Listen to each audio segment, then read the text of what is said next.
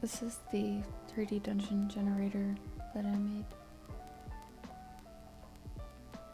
Right now it's just generating a certain number of rooms. And under here we can change anything, any of these variables, and it would...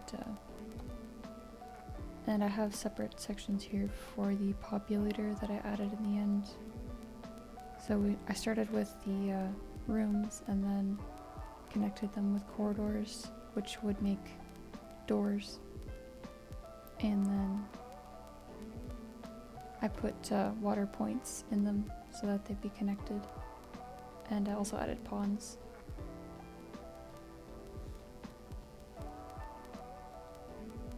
So if a water point was surrounded by a certain number of floor tiles, it would make a pond. So it kind of ended up making these rivers.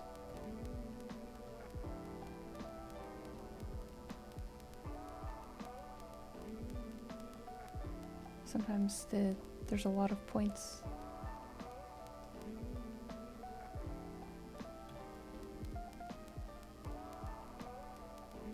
But we can change any of these.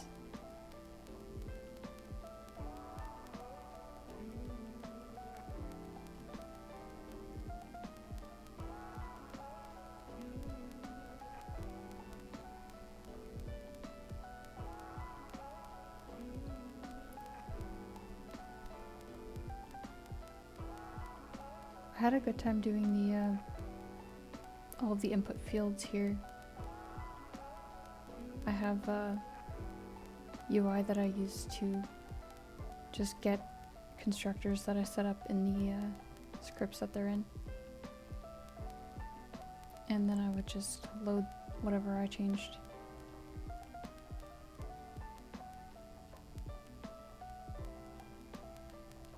And the floor generator wasn't too bad. Just getting the room size, position, creating the rooms, marking them as the enum that I set up. And I was working with tile types. And so placing the rooms was fine, and getting the UI generating whatever I inputted was good. Something that I ran into was, at first the rooms themselves, in like the wall generation, was making the doors at first, but then when I made the corridors, they weren't lining up properly. So then I wanted the corridors to have its start and end point, and each point would make the door at that position. So that fixed most of it. But something I ran into that was difficult was the pathfinder for the corridor. Definitely, and the connection manager, because I needed to see like where exactly at the position was of the start and end points. And then seeing like which was the closest edge to the current point, and seeing if we could make a corridor from that. In the corridor pathfinder too, I ended up going with a more like A-sharp pathfinding. I worked with a lot of like directional sections for that. This is where I put the notes of what I just wanted to do, kind of built from here. Find closest door pairs and then create L-shaped corridors. That way I only needed to move once in each direction.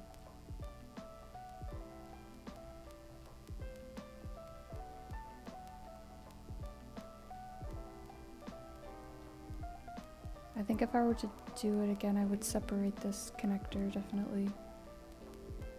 I would have a separate pathfinding for the rooms, and have like a door manager, and that way the corridors would be able to reference any of the doors and check the distance. Something that I noticed that I was doing more and wanted to do more was making hash sets for like tracking the positions of different things, and like tracking what I was, or finding what I needed to. I felt like it was useful to use that.